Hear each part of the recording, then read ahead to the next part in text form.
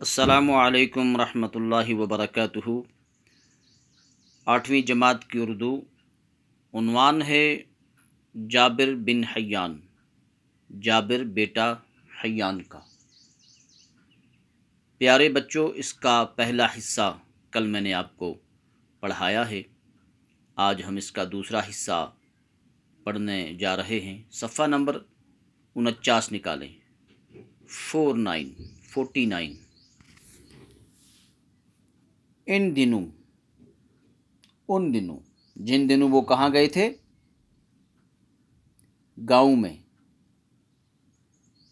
اور وہاں سے پھر واپس کوفہ آئے۔ ان دنوں کوفہ میں عمدہ علمی ماحول تھا۔ ان دنوں کوفہ میں عمدہ علمی ماحول تھا۔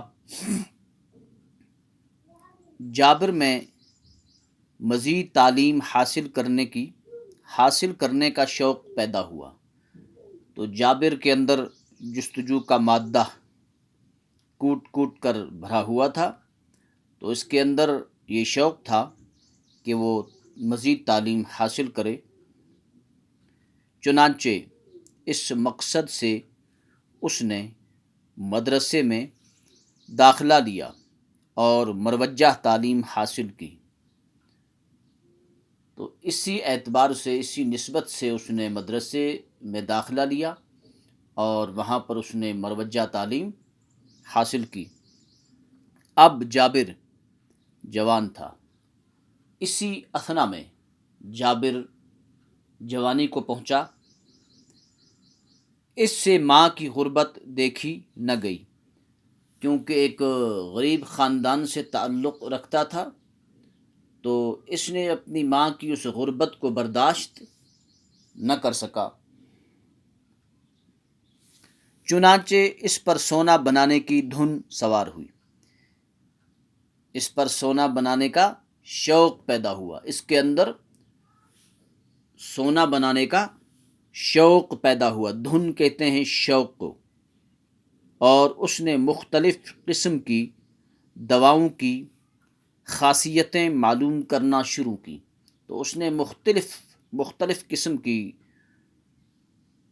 دواؤں کی خاصیت کو معلوم کرنا شروع کیا۔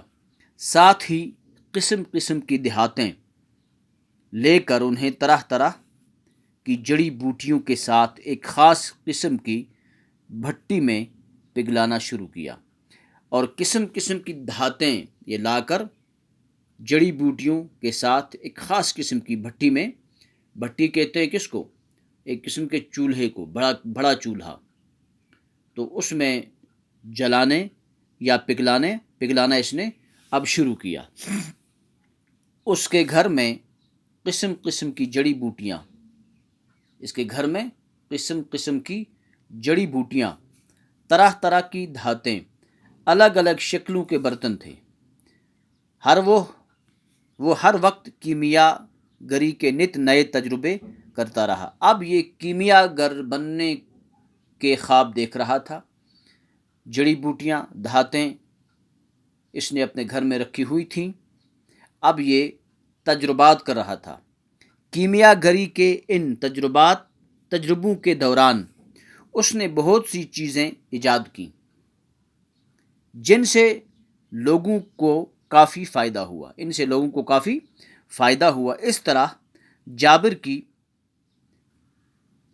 شہرت دور دور تک پھیل گئی۔ اب یہ کافی مشہور ہو گیا۔